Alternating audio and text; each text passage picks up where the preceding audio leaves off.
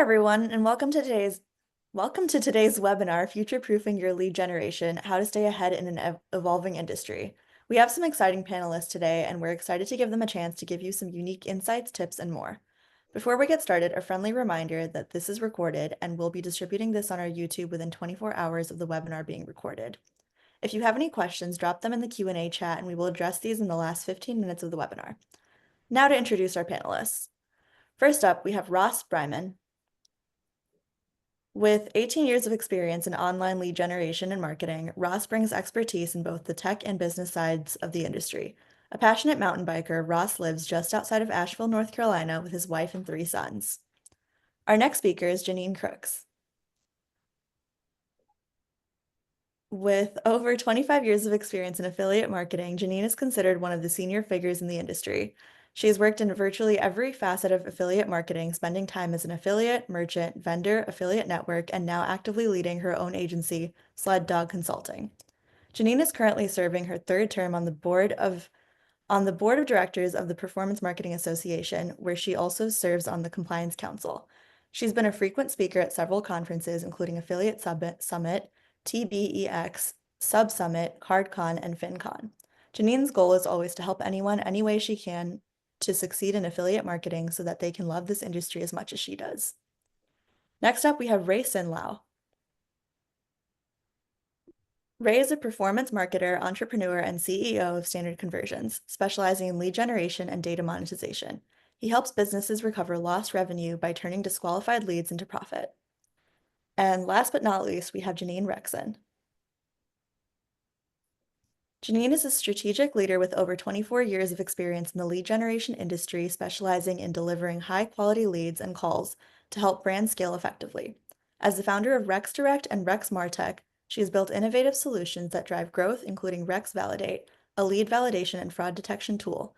Her expertise in performance marketing, data-driven strategies, and maintaining industry best practices make her a trusted voice in helping businesses future-proof their lead gen efforts. Thanks to all our speakers for joining us today, and I think we're ready to jump in. Awesome. Thank you so much, Zoha, for those great introductions. We have a plethora of experience on this particular call. We're going to start with some of the basic topics. The first one we're going to cover is really about client acquisition and growth. I'm going to direct this first question to Jeannine R. Let's talk about how often you should be adding clients, new clients, meaning buyers or suppliers. For the most part, as many as you can handle. I think that the tricky part is really qualifying them to make sure they're a good publisher or a good advertiser for the way that you run your business and operate. But other than that, any bottlenecks are things that you can work out if you're growing too quickly. But other than that, I think it's challenging to find quality partners to work with. So I have never had the joyous experience of having too many. That's wonderful.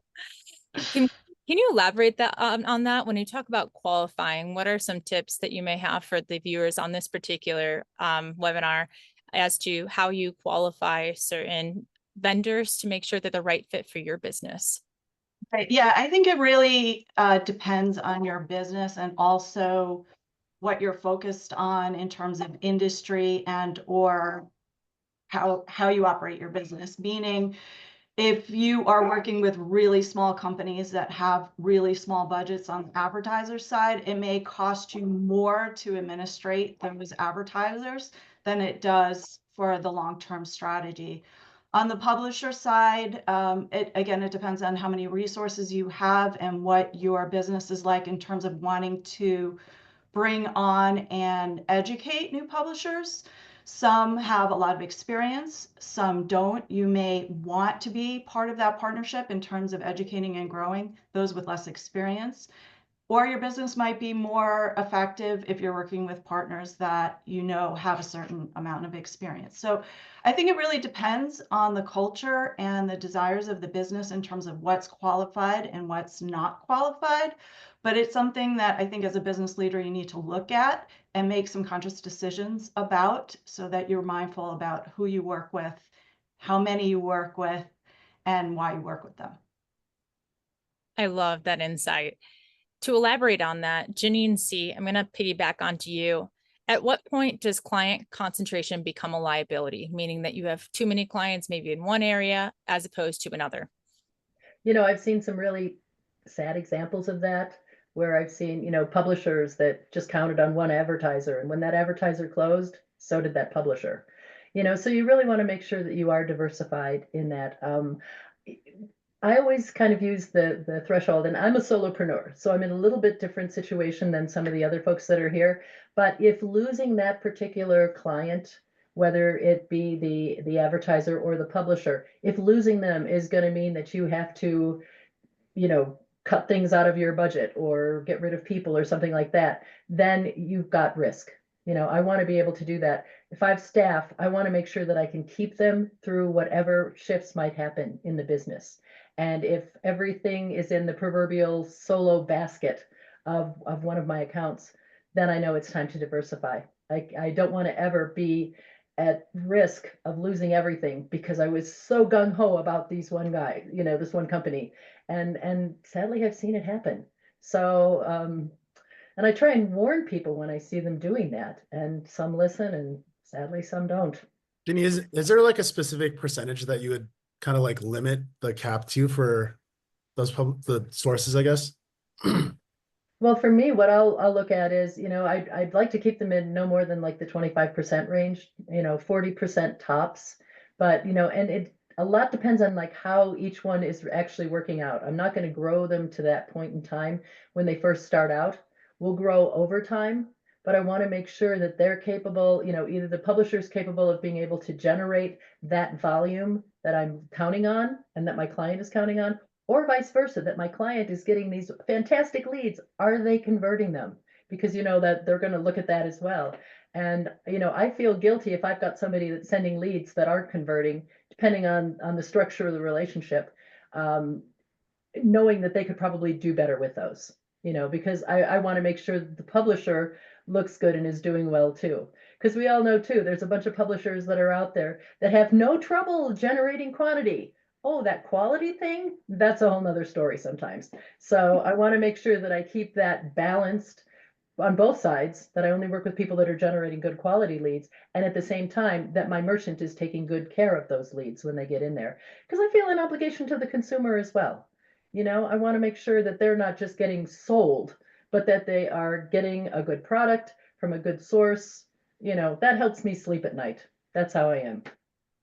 Absolutely. I think that's a really good narrative and also a structure. Thank you so much for giving exact percentages that our users can look for, because sometimes defining things helps in so many different ways when we have guards or barriers or bumpers, if you will, to give us direction on how to improve our businesses. I know, Ross, you have a unique vantage point looking into the insights of businesses and also with your unique experience. Do you have any narratives in terms of your own experience in which client concentration did become a liability in your case? I mean, I've seen it, as Jeannine mentioned, like you want to have that mutual fund approach. I feel like if you have all your eggs in one basket and that client has a problem, you know, I've seen it to where, you know, publishers have a legal issue. And if they go down and all your buyers are expecting leads from that one publisher, your business is going to flop. So you definitely want to have, again, that mutual fund approach. You want to not concentrate a big percentage into, you know, the publisher side or the buy side. You have to diversify as much as you can. It's not easy, but you just got to keep trying. And you don't want to, again, rely on one or two people on either side of the equation. Absolutely. I agree, Ross. It's not easy. And I think I've seen pretty historically and also conferring with other business owners that a lot of times 80% of the business comes from 20% of the clients. So you're looking for diversity within that 20%, so to speak. And it is hard to find that balance both on the publisher and the advertiser side, because similarly to what Jeannine was discussing about publishers and having a good mix on the advertisers as well. If you have a bunch of advertisers supporting one or mainly one buyer, you can get yourself in hot water if something happens to that one buyer. So in And I order to think, protect your oh, sorry. business, yeah, you need the diversification as you mentioned, but it is also, as you mentioned, extremely difficult to Yeah. maintain. And I believe we're going to go into it, but that's a good reason not to be, maybe to do vertical expansion. If you're stuck in one vertical, you're only limited to the publishers and the buyers there. But I believe you have to, open it up. There's a lot of verticals, and the more verticals that you're in and you can get involved in, that will diversify, your business a lot. But I know we're going to talk more about that. Absolutely. I want to dive into Ray's experience, especially when you come from these high level tort backgrounds and things where there's a lot of money on the table with the particular verticals that you have experience in. How do you vet partners to ensure that they align with your long-term growth, but also mainly your compliance goals?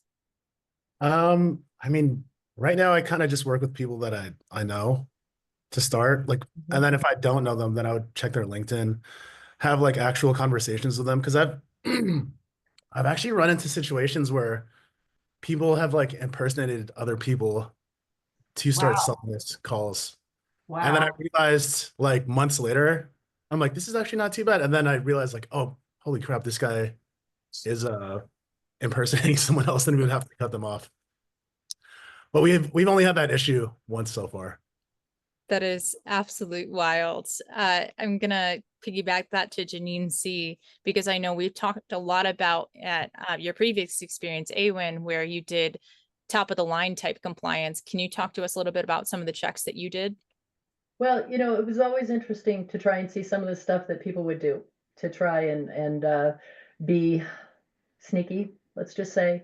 We literally had folks, like, I guess I have to be careful how I phrase this, but I have seen in the past where there have been publishers who would fake an entire site, and they would even fake an entire newspaper site with articles and everything like that, just so that they could, try and attract more consumers and get them, to come and fill out the lead form from their site, or click on the banner ad or whatever it was.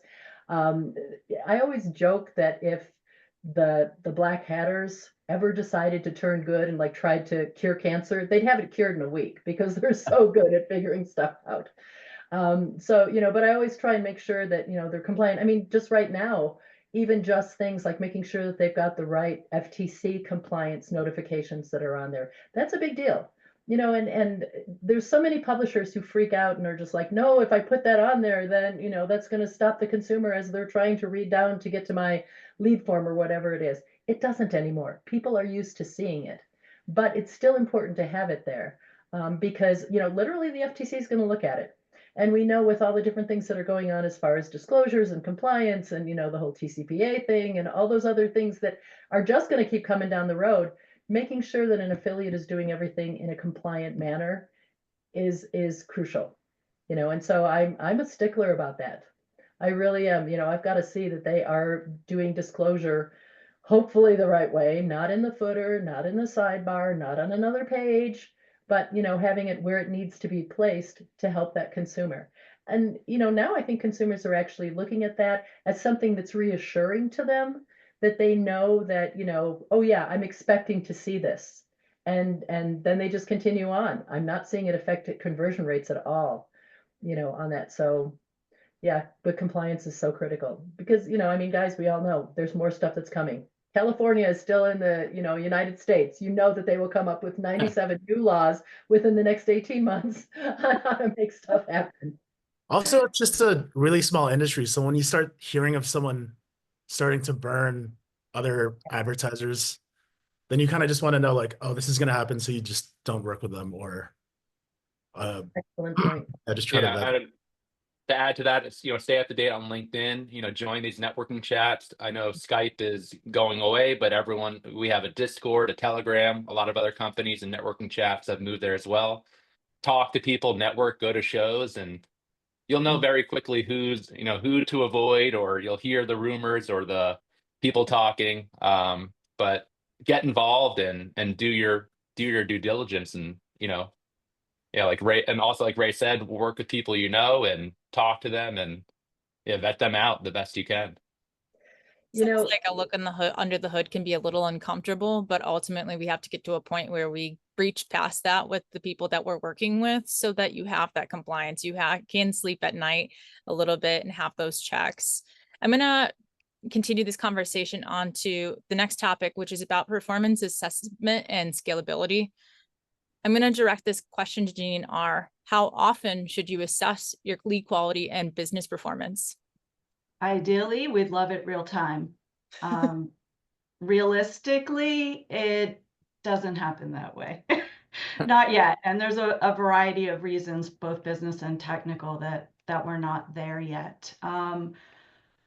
Getting dispositions and checking in on clients still seems to be an industry-wide struggle, unfortunately. But where you can get it at a minimum monthly. And ideally, like I said, real time. Ideally real time. What about you, Ross? Any thoughts on that in terms of your preferred cadence for just business review and things like that? I mean, I agree with Jeannine. Real time would be amazing, but there's a lot of technical issues on that side. Typically a lot of these buyers, when it comes down to it, like home services, for example, the contractors going out there doing the work, they don't have a CRM capable of saying, oh, I installed this roof today, everything was great. Let me enter that in and set all that attribution back. That would be wonderful. But if you can't get it weekly, I would say monthly at minimum. If you're going beyond 30 days, it's already too late, I feel like. But if you can get that monthly, the KPIs in, and you can talk with your publishers and you can see what's going on, I feel like monthly is realistic, not as fast as we'd want it to be, but you got to push for it. And I think the industry as a whole, disposition reports should be the biggest push, because if we can attribute, everything back, from the disposition, the quicker we can do that, the better everyone can make their lead quality better, or we can make the changes to increase those metrics that, we're trying to increase. We do. And Oh, sorry. I was going to say, it also depends on the volume, the lead volume. So the volume is low, and then monthly could be sufficient. But if you're doing thousands and thousands of dollars of leads a day, then probably a minimum of a week is you want to keep tabs on that, especially if it's not a prepay. Yeah. We do mainly calls, so we have like opportunity to check multiple times a day. We just check the revenue per call, and then also have someone screening and like listening to calls randomly to just make sure that the correct angles are coming through and you're not hearing strange things coming from the publisher side. What is your sample size, Ray? When you have someone going through, what is the recommended sample size that you want to monitor per day when it comes to the calls? I don't know exactly how many, but like usually they'll spend a couple hours every few hours just like popping in and being like, oh, that was a really long call. And then they'll just like listen to the sections of it and then just try to find, like, especially if you start hearing complaints from buyers, like, because the beauty of like calls is they will just know if something weird is happening, then they'll get back to us immediately, versus like lead gen where they have to like outbound and then find out what's happening there. One question that I'm going to add to this, sometimes getting disposition reports can be difficult for, especially working with your buyers. Is there any way to ease in that conversation, or a way to do that with your buyers to where you can start getting those reports, but also put it in a good light so that you continue that relationship? Sometimes individuals, law firms especially, don't like to share that data. And I'll direct that to Jean C, because I know that you've worked with a lot of different industries. Sorry. Well, what I really try and do is, establish up front with my client that this is a partnership.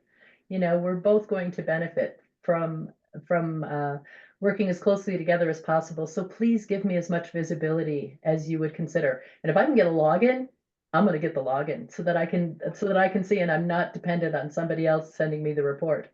And I've been known to go in at a variety of times, especially when the client's brand new, or the publisher is brand new. I want to monitor constantly what's happening on there. And so that's what I'll try doing is just making sure that I can get as much visibility as possible, because that's the only way you're going to know, and if, seriously, if it comes to it, I'm going to listen to a call, and just try and see, is that script working or not? I have that advantage because I'm not as large as the other members here that are participating. My company is just me. But, I'm going to get that nitty gritty on it if that's what it's going to take to make sure that we're being successful, in doing that. And because I've done that in the past. I was with ADT a long time ago and did a big program and listened to the calls. Oh, goodness. And so it was, kind of interesting on doing that. So yeah, that's what I'll do.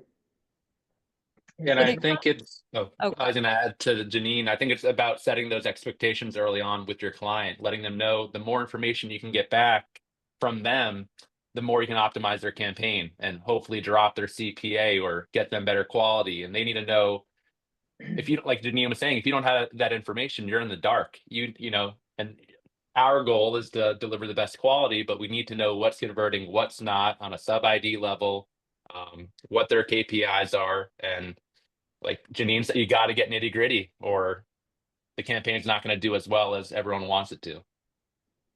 Absolutely. And in this industry, especially, it's all about relationships. When it comes to your own businesses and things like that, let's say you're doing a quarterly review, what key metrics indicate the health of your lead generation efforts? And I'm going to direct that to Ray S. Can you repeat that last part again? Of course. When it comes to your particular business, especially we talked about that you just got back from a quarterly review. What key metrics are you looking at to determine the health of your business? Yeah, we just want to make sure that the sources are diversified, because our business is a little unique where we monetize disqualified inbound calls for other companies. So the way that it works is we just have a few dozen sources that come in.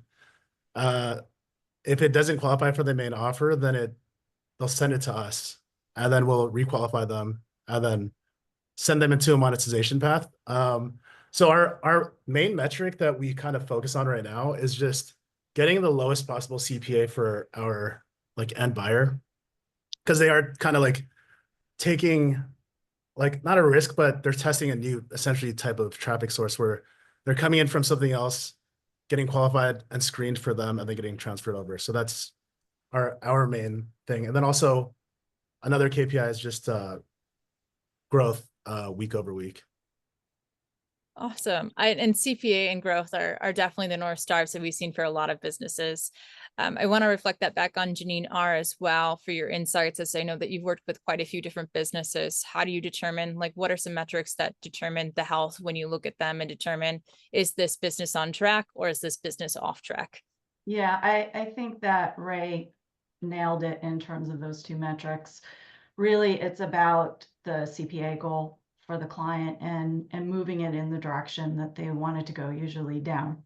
So that's really part of the conversations that we have in the beginning, is making that the key metric, and understand that it's understood across the transaction, that it's not really about the lead price, it's really about the CPA goal. So we really talk and get into that with our clients before we engage in a campaign, to make sure that we're on the same page and that we're working strategically towards meeting their goals. Absolutely. Thanks for doubling down on that again, because it's healthy to have that multi-ended essentially viewpoint on this particular question, and really show to our users how important that might be. Let's talk about tools and tech, because obviously there's a lot of different tools out there. I'm going to direct this to Ross and then Jeannine C. What tools or tech can future-proof your ability to manage multiple buyers and supplier relationships at scale? So we're talking about maybe a scaling business, which is everybody's goal, probably on this webinar, is to continue to scale. So I'll jump in. Obviously, if you're dealing with leads, a platform like Lead Prosper or any LMS that can have multiple campaigns, vertical agnostic to handle all the business that you're doing, track everything separately. If you're in the call world, you're going to need a call routing platform. Maybe Ray will let us know what he's using, but we're a big fan of Retriever and platforms like that can allow you to, again, have multiple campaigns and that granular tracking an attribution that you'd want. If you are buying traffic, you're going to want an affiliate tracking platform, something like Everflow, to track your affiliates and, doing the full attribution there, traffic to lead to close, and then posting that back to something like Everflow. So then your publishers know how they're performing. But there's a lot of tech needed, obviously. If you have a call center, there's multiple call platforms out there, but you want to have good tech and good platforms and, good support teams that are helping you work these platforms. Absolutely. Jeannine, see, and then we will open that up to Ray, because I do think that you have a unique vantage point when it comes to particularly call tracking, since you have that niche in that particular industry. But Jeannine, go ahead. Sure. So I'm a fan of Everflow as well. I think that they do a great job at what they do. One of the things that I like to use, believe it or not, is SimilarWeb, because I'm going to take a look at that and kind of see kind of what their sources are. And I'll pay a lot of attention there on kind of the country of origin of a lot of their traffic to see, because I've had some folks that come to me and they claim that they're United States, but everything is happening from Pakistan. So, and it just, to me, it's just, does this seem to fit? I'll look through stuff all across the way. So I'm a big fan of SimilarWeb.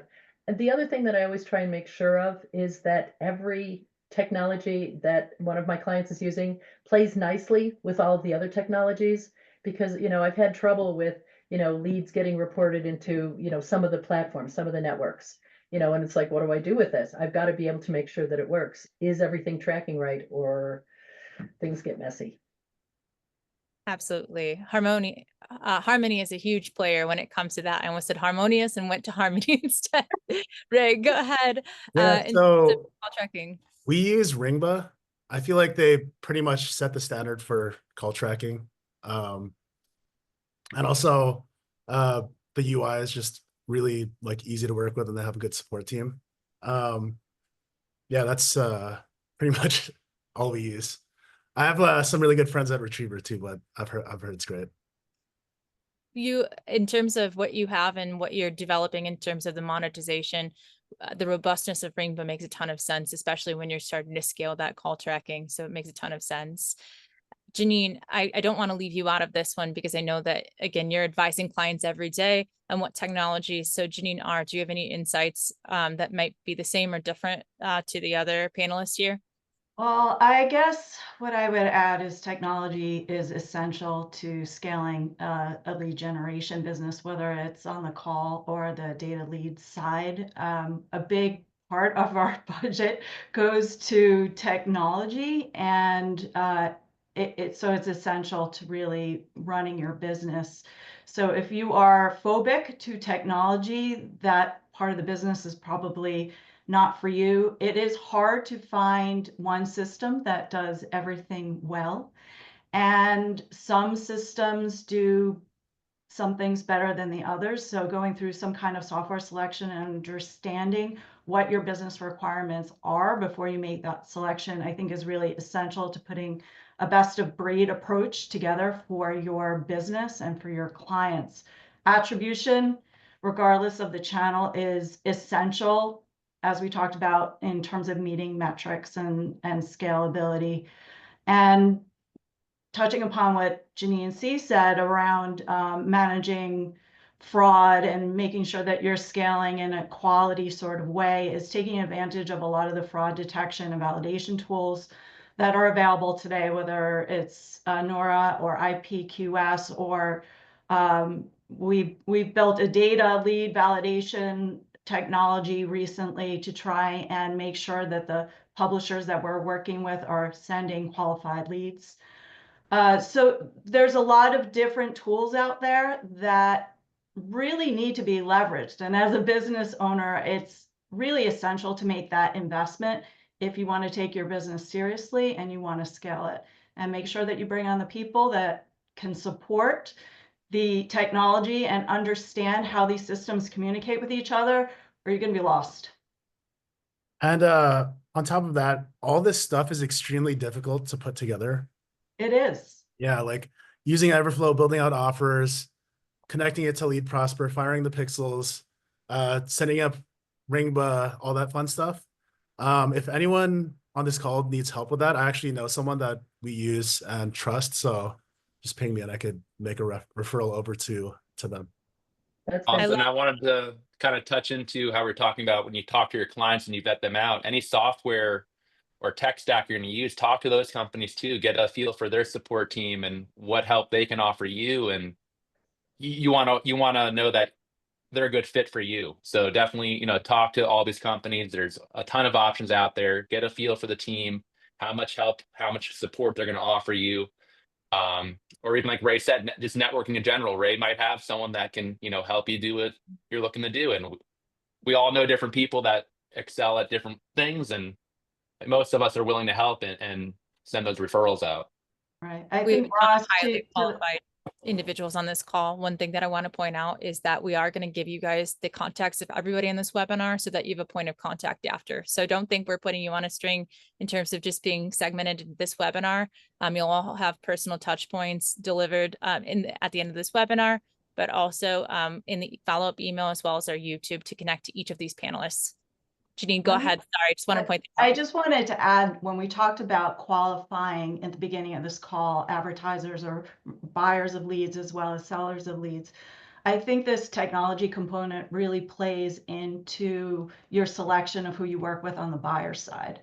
Recently, we started exploring some relationships with companies that were interested in leads, but did not have internally the support that they needed to be able to provide us the information to optimize or even to track a lead. And what happened was that our resources internally were dedicated to supporting the initiative and getting it off the ground. So before we even made $1, we had invested a tremendous amount of time and resources supporting a business that didn't have the infrastructure itself. And on reflection of that experience, I'm not sure that those types of clients are a good fit for us. So that would be an example of another attribute to consider, at least on the advertiser side, quite frankly, maybe on the publisher side as well. How sophisticated are they from a technology perspective to be able to support your needs if you're sitting in the middle. Mm-hmm. Selective according to your business goals, which is a lot about what this webinar is about. I'm going to wrap up this webinar before we get to Q&A with one of our main questions is regarding revenue stability and diversification, because as we saw, about 10% of businesses fail in their first year. And so the lead gen industry can be cutthroat. And I think everybody on this webinar wants to be a survivor, wants to be at scale. And so we'll start with one of these questions, which is essentially, how do you determine when to subsidize lead flow in particular verticals? And I'm going to direct that to Jeannine C. Okay. Well, what I do, I try and see what's happening in there more than anything. Knowledge is power, and that's really what makes the difference there. So if I see things starting to really kind of quiet down, I will take a look at kind of what the conversion methods are. Is it time to start making some more SEM happen or something like that? Who can I reach out to that I know, can kind of open up that spigot, and try and see kind of what my competitors might be up to at that time. Is there a reason that I'm declining when maybe they don't look like they're declining? Are they starting some new campaigns, some new offers or something like that? So I'll look at a variety of factors, but that's one of the ones that I always like to try and check on. And, I try and keep seasonality really in mind.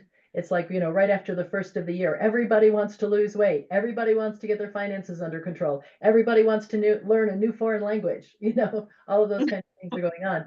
So what's happening from a seasonality standpoint will affect it. And then I'll also look and see if there's a way to be able to optimize perhaps any other services that my company might offer, my client's company might offer. So if they're doing something like credit repair, are they also doing, debt settlement or something like that? Are there those kinds of things that I can expand on? So, that's what I'll try and do.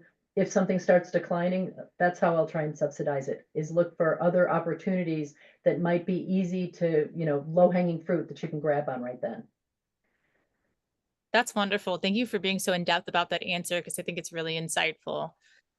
Ray, this might be a little bit of a look under the hood, since your business is all about monetizing the leads that typically are dropped, but what strategies help monetize the off days and the unsold leads or calls that you may be experiencing? I mean, the cool thing about what we're doing is it's not relying on any particular like vertical or publisher. Because we're able to do it with pretty much most high volume verticals, like ACA, debt, Medicare, auto. We even have a client that if he can't, I think he sells like low cost home cable or something. And then if they can't help them, then they say, I'm sorry, you don't, we can't help you. So then they link them over to us, or they transfer them over to us. And then we try to pair them up with something that could actually help them. So in that event, are you qualifying them for alternative authors that you may find comparable or somewhat related to the original offer, or how does that work in conjunction with your strategy?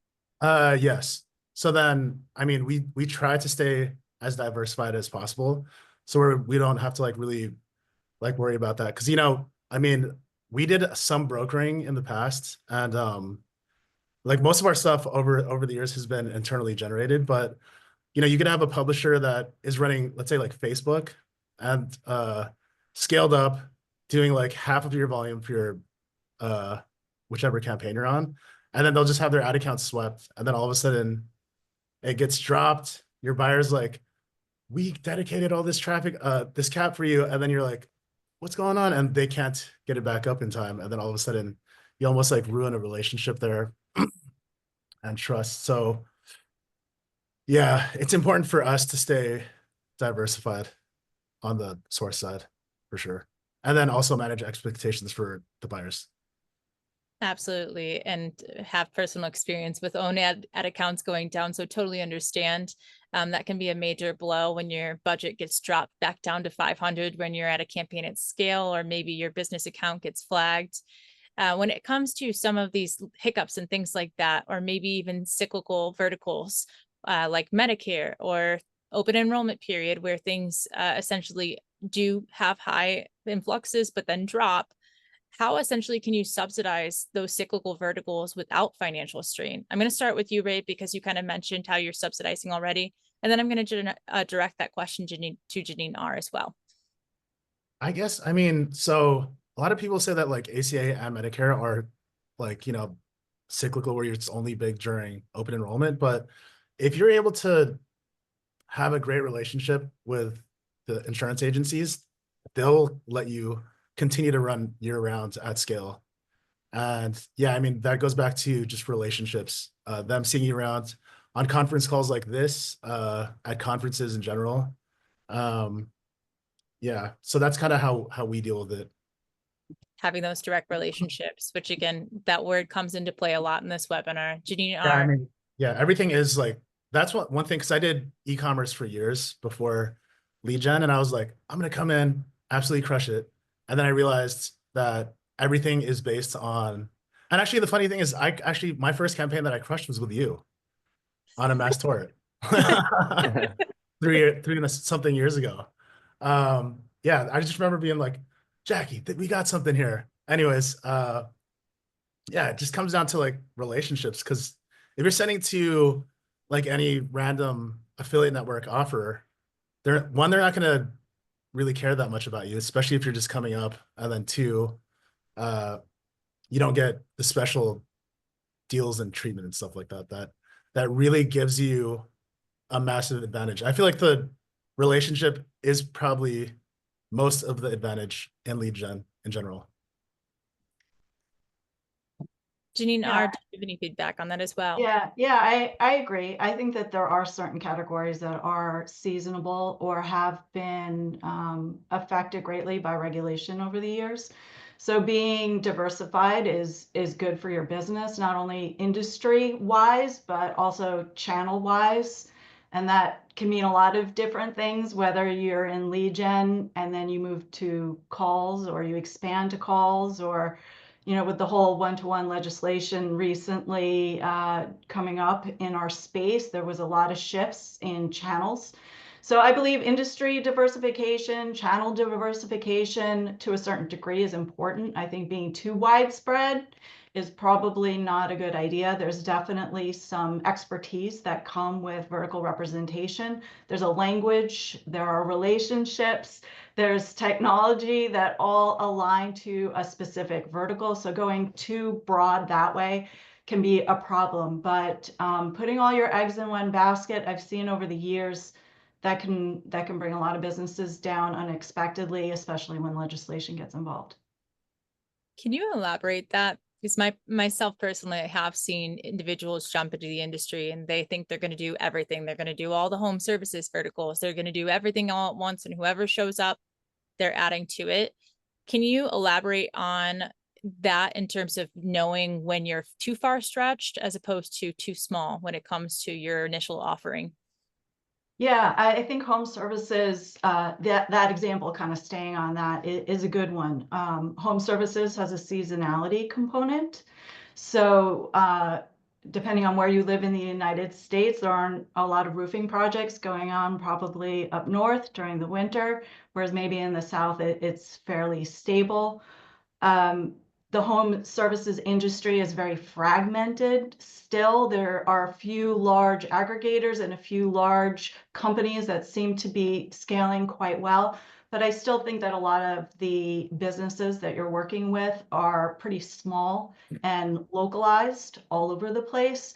So managing a whole bunch of little businesses for a particular vertical, you need the resources to be able to bring them on as well as administrate them. So getting into too many home service verticals, you have to make sure you have that balance between the number of leads that you have and the number of buyers that you have and where they are geolocated, because it's such a critical component to that particular vertical or that particular industry. Location plays a really key role there. Also within home services, you have like the emergency services and the considered purchases.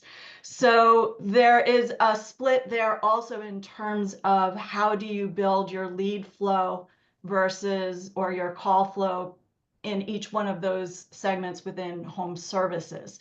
So there's a lot of nuances that you have to take into consideration as a business owner. It also depends on whether or not you are using partners to generate your leads or if you're doing it internally. That is also another consideration. If you're going from start to finish, you own the sites, you're buying the media, you're transacting the leads, you're selling the leads. That's a lot. If you're working with partners as well, that adds another layer of complexity. So I think having too many balls in the air can create a tremendous amount of strain on everyone in your business. So staying focused to a certain degree that makes sense for your business is what makes it manageable. Yeah, because you'll also be able to understand like the nuances of the vertical. That's right. Because I've made the mistake of diversifying a little too much in the past, and every time it's just like you're kind of walking into it thinking that you're gonna crush it the same way that you crush everything else, and then you're like, oh, you missed these tiny little details of like either like angle or types of buyer or like what you can do with the lead in general. Right. And But it could lead to a lot of wasted time and effort and resources if you aren't making considerable decisions, mindful decisions. So it's important as a leader, as a business owner, to consider each one of those little things to make sure that you have the greatest chance of success at the end. And that's what we're all hoping for, is success. I have an important question because we talk a lot about partnerships and relationships. Sometimes we have almost a barrier to how do we get those relationships started, or what is the best way to kind of filter between, managing a broker of a broker versus getting to that direct contact.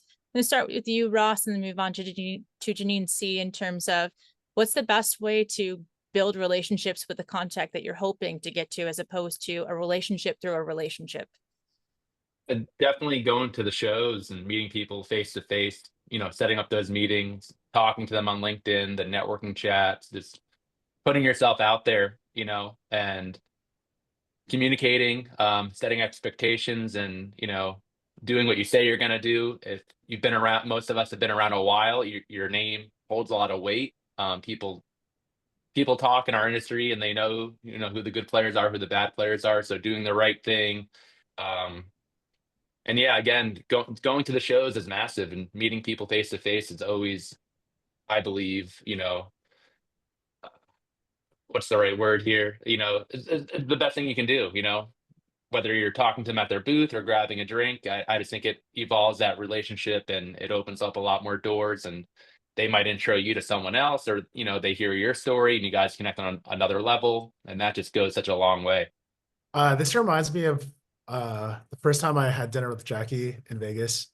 Had a long dinner and then had a few drinks, and she's like, Ray, if you just switched to CPA, you would make like 2 times more.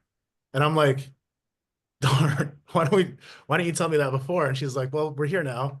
Then we switched it up Yeah. and became like more profitable. I'm like, awesome. But I feel like if we weren't, at dinner at the Cosmo or something that night, it wouldn't have even been brought up. Absolutely. There's a transparency in partnerships when you're having that face-to-face level that you don't always get, even when it comes to a first or second meeting and getting to know and grow your business. And I think it's super important to have that level of trust when it comes to even when I was an end buyer, making sure that we had that level of trust to deliver that information and also help scale your business in terms of your revenue goals. I love that example because it is something that was a fun memory. Yeah. I mean, because I was still very new, so I was like, no, I want to work on CPL, not CPA, because it sounds riskier.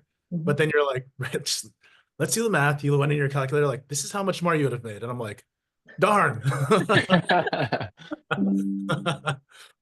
Excuse me. Yeah, no, you guys are all making great points. I mean, Russ said it so well about going to trade shows and getting to talk to people. And one of the things that I always think is important is I will talk to anybody and everybody, because you never know. Maybe this is where they're working right now, but 2 months from now, 2 years from now, they could be working someplace else, and all of a sudden they can be a vital contact for your business. So I always try and help everybody I can, honestly. And it has paid off so well. When I launched Sled Dog, I was in shock about how many people just came out of the woodwork about how can we work together? What can we do? How can I support you? Who do you want me to introduce you to? And it's because I had kind of built up that good karma, I guess, over the years. But it comes from a place that's genuine, not how can I use you in the future? No, that's not how I do things. I'm just going to help you because I have that chance to help you. But one thing that I always tell people is talk to everybody, because you also don't know who they know. And so if you've managed to establish yourself as a good resource, as a knowledge source or something like that, you're going to have people introduce you to other people. And so, relationships really are so critical in our industry. Oh my goodness, anything that I make happen 95% of the time, it started because I know somebody, or I know somebody who knows somebody. And I get recommended for things where it's like, where did you even come from? Oh, so-and-so told me to contact you through here. Relationships are so key. And so, and literally, so one of my favorite things is when I go to Affiliate Summit, they used to kind of categorize what each person was on their badge. And, you might think that has nothing to do with me. And then you talk to them and discover that they've actually got 3 different businesses, and that's only one that didn't seem right, but the other 2. So, be open to every possibility, because you never know what's going to pay off. Yeah, a lot of the most successful, like, I guess, people in the space that I know are some of the best networkers as well. And I don't think that's a coincidence at all. No. I have a fun story of something that one of my friends does, who's a great networker. He's an affiliate and absolutely crushes, does like 6-figure days pretty regularly on multiple campaigns. And so what he does is, to be able to like diversify his verticals, he'll just approach like 5 other publishers and be like, hey, I'll trade campaigns with you. And they're like, hey, I'm like doing 6 figures. So he'll show them exactly what he's doing. He'll show screenshots. He'll do a screen share and be like, look, I'm making $100,000 a day doing this like payday loan thing. Can you show me what you're doing? They're like, oh, I'm doing debt. And then what he does is he'll show that to like 5 different people in 5 different verticals. And then they'll share it to him. He's like, I used one campaign to essentially like buy 5 different campaigns or trade for 5 different campaigns. And I'm like, that is damn genius. And this guy smashes. But yeah, that's I mean, for any publishers here, that's a huge hack that you should absolutely use. That's a good one. I have never heard that before, and I think that's an awesome way of going about it, especially because we have LeadsCon coming up. I'm going to wrap up with a final question to all of our panelists here, and our guests on this. And this is a big one. When you look at the upcoming year, so 2025, early 2026, what lead generation verticals have the strongest long-term growth potential? I'm going to start with Jeannine R, and then we'll go across when it comes to those other panelists. But in your opinion, what lead generation verticals this year have the strongest long-term growth potential?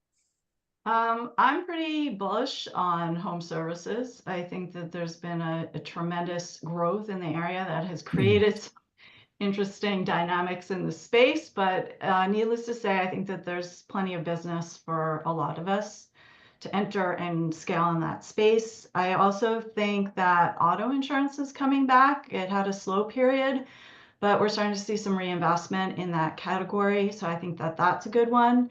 And then I think legal services also are fairly consistent, fairly evergreen, and fairly well established. And that's an area where a lot of lawyers need the support of lead generation. I think the trick is trying to meet their needs, but I think it is another evergreen category that is worth pursuing. When you say legal services, are you specifying more on the mass tort side / MBA, or are you more like actual legal services down to staffing needs? What type of legal services? Right, yeah, good question. We're focusing right now more on the personal injury, so MBA, SSDI, and workers' comp. Yeah, that's the area I'm focused on personally in terms of legal services. Thank you for specifying, because I know that legal can get big and sometimes parts of that can pivot pretty strongly. So wanted to make sure that we put our users on the right track there. Ross, also gonna direct this to you as you have a little bit of insight. Any lead generation verticals that you have an opinion on? Yeah, definitely home services we're seeing blow up. I think all of us know where the interest rates are at now in the US, and the idea of moving isn't crazy right now, but a lot of people are investing in their home, whether it's roofing, remodeling, windows, also the emergency home services. I feel like that shifted to online lead gen too, which was like the plumbing, pest control, stuff like that. I also think a big one, I've kind of been waiting. I'm personally waiting to see it come back, is debt. We have a lot of we have a lot of users on Lead Prosper who are in the debt categories, and I feel like we all hear the numbers and what's going on in the U.S. and there's a lot of debt out there.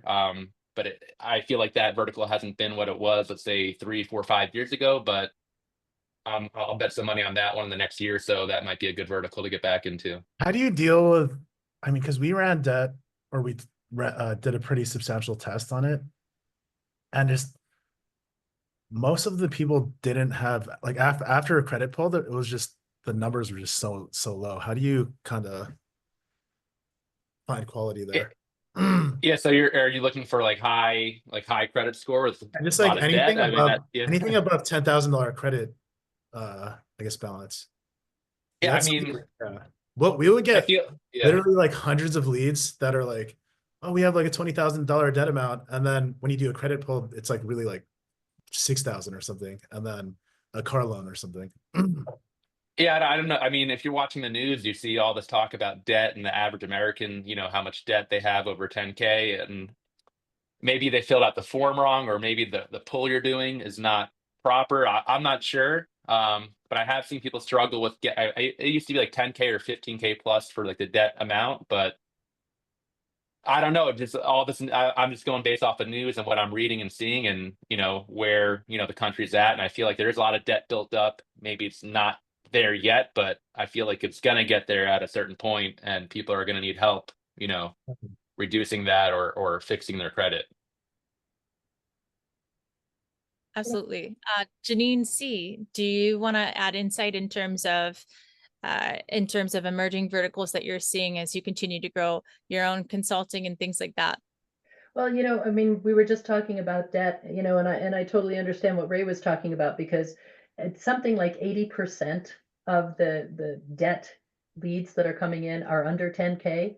It's really an opportunity for somebody. If they could figure out how to monetize that, there's a lot of money that's there without, I think, as much risk as, taking on the guys that are 10K or 20K or whatever. Yeah, we've Um, actually done that where we were getting more revenue and the monetizing the disqualified leads actually selling the leads themselves. Yeah, I mean, it's just it's a great opportunity. I've got a client that was kind of open to that for a while, and had some great chances there. So anyway, for everybody who's watching, potential opportunity there. The other thing that I'm seeing is some of the health areas, the Ozempic kind of products and stuff like that. There's a lot of folks that are interested in doing that, but they've got a lot of questions about how it works. And from kind of some of the stuff that I've been reading on it, there might be some health issues that are coming up on that. So as those become better publicized, people are going to look more for information before they, take that plunge of starting to buy the products, getting on that subscription program there. So I really feel like there's a lot that's going on in health. And not just in that area, there's some other areas as well that I think could do well besides just weight loss, fitness and vitamins and all those things that sound really funny, but people are I think starting to pay more attention to their health. And so I've been seeing that debt consolidation, obviously, remodeling as the economy improves. I mean, that's one of the things that I'm watching as well on here. I mean, we all remember like the golden days that were happening during COVID when everybody was stuck staying at home. What can I do to make my house better? And the other thing that I'm kind of just starting to see happen is kind of some of the more niche legal challenges that are out there. Just as an interesting example, we all kind of know what happened where all the affiliates blew up because, oh my gosh, Honey was stealing their cookies. And there's like 5 different lawsuits right now that are in the works on trying to do that against different major publishers or whatever. And so, there can be some of those kinds of opportunities that are out there as well. Maybe they're not as big, but if you've got, kind of a smaller client or a smaller lead gen guy who's a specialist in some area, I think that there's some real opportunities there too. That's wonderful. Thank you so much. I think that gives some really exciting different verticals beyond the ones that we already discussed in terms of different areas that people can have success in. Going to wrap that up with Ray, and then we're going to move to QA before we wrap up our webinar. But Ray, as you look into calls and emerging verticals that you're going to find success in, or that you're recommending your own clients in, what in 2025 and 26, are there any particular ones that you find are going to be the most successful in your opinion? We've been seeing an increase in final expense volume. Absolutely. There's some really big agencies out there that are handling final expense, and Because they're it growing. did like go away. I remember like 2 years ago, we had it scaled and then I don't know, overnight it just got swept out. But then over the last, I would say like quarter, I started noticing final expense starting to just like increase substantially. And then people starting to like ask me to monetize their disqualified calls for that. Do you think any of that contributes to perhaps people reaching an age or just an aging population in the US that's contributing to that? Are you finding that geographically also outside of the US? I think usually when you see an increase in something like that, there's usually some private equity money that's getting poured into a call center. I don't know who's doing it, but it's happening. And Where the money goes. and then, yeah, it's like wherever the money goes. And then another thing too is and it's not, I guess like torts aren't like technically like long term, but what I've figured out from my good friend Jason Akatif, he was just like who also does tons of volume in torts. If you just kind of like get really good at like 3 or 4 good torts, like as you could kind of just ride the budgets around like as it comes in, and then that could become something pretty long term. I've heard like when I went to Affiliate Summit West, auto, final expense, and torts were like the 3 most talked about things that I've heard at the Chandelier Bar. Chandelier Con's coming up. And you have spent a good amount of time there. Our last question from the audience, we answered one already, and we talked about one of our questions were requesting an invite to our Discord, which we absolutely can put you in. Please feel free to email to the invite if you want us to add you into that Telegram or Skype group. But in terms of Skype is dissolving, what are the best platforms and groups to connect with vetted? And that's the keyword here, vetted publishers. And I'll leave that up to anybody on the panel if you have an answer regarding that. I think people are just moving to Teams, right? Because it retains their history. It's like Telegram and Teams are the two biggest things. Yeah. And then also, I've seen people, the teams, I don't know, I've seen wishy-washy over there, but a lot of people, I've seen Telegram picking up a lot more. We try to go to Discord. It's a lot more organized, we feel like, but I've seen a lot of Telegram and Discords opening up. And, obviously we have a lead prosper networking chat. Another big one I know about is the Retriever networking chat was a massive group on Skype. I think they moved over to Telegram as well. But those are the two that I frequent. Any other opinions in terms of, sounds like we have some big ones covered, Teams, Telegram, Jeannine, either of the Jeannines, any opinions on some of the ones that you found vetted publishers? And again, you can keep saying that because I think we want to connect our people to sources that we can trust. Obviously, they have to do their own due diligence, but. I'll use LinkedIn, honestly. I mean, I find different groups that are on there that I find are really powerful. And if there's somebody that I get interested in, part of my way of vetting is seeing who they're connected to. Is it people that I know and trust? And that's why I'm also cautious that if somebody reaches out to me to connect on LinkedIn, I'm going to vet you before I accept you as a contact because I'm saying I think this person is good. But yeah, I've had a lot of luck actually on LinkedIn, and I've been surprised at how many people have reached out to me on there as well. So it's old school, but sometimes that doesn't mean it's bad. It works. And you're so right. We actually made a strategy of that, of keeping our connection requests, making sure that we know that person before we accept them. Because again, people are looking at your profile at any given moment. And when you add a bunch of fraudulent sources or things, so you're just trying to click and clear those notifications, you can ultimately lead someone into making an inaccurate decision, whether you know it or not. I'm going to wrap up this webinar just by saying thank you so much to our panelists for spending an hour of your time here, giving our users the chance to have a unique view onto how to stabilize a lead gen business, and just so many tips and strategies that you shared today. As a friendly reminder, again, this recording will be distributed within 24 hours of this. Again, thank you so much. We hope you have a fantastic rest of your Wednesday, and we look forward to seeing you next month for our webinar. Thank you for having us. Bye.